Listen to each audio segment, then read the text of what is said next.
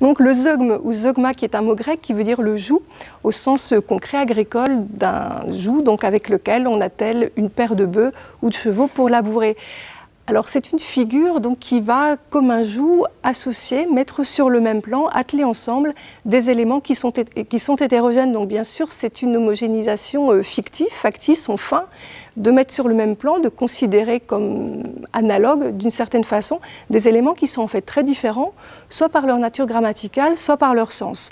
Alors on en a un très joli exemple dans Envoyé spécial d'Eschnoz qui est paru en 2016, page 302, on va voir que cette figure, en fait, par définition, elle propose toujours une expérience de pensée à son lecteur. C'est un embrayeur de fiction. Donc il est question du général Bourgeot, Georges Bourgeot, qui va se retirer dans son manoir familial du Poitou, et nous lisons ensuite la phrase suivante, « Il s'y remettra vite à fumer, ainsi que de ses désillusions ». Donc on voit le jeu entre l'abstrait et le concret que met en valeur la figure.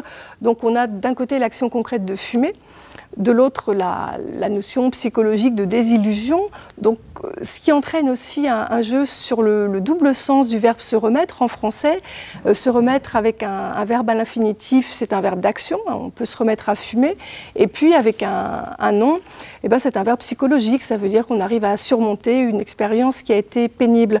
Donc avec ce zeugme donc, qui associe le fait de fumer et la désillusion, on a aussi une autre figure qui intervient puisque le verbe se remettre, il va avoir ces deux sens en même temps, le sens concret, le sens psychologique, et ça s'appelle une sylepse.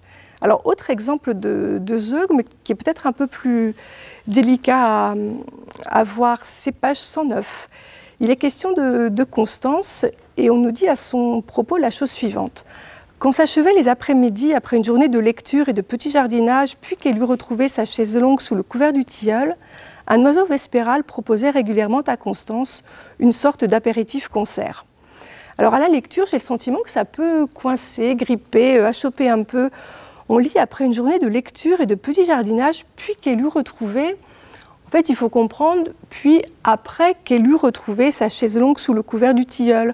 Donc la phrase a mis sur le même plan des compléments qui sont des noms, une journée de lecture et de petit jardinage, et puis une proposition. Après qu'elle eut retrouvé sa chaise longue.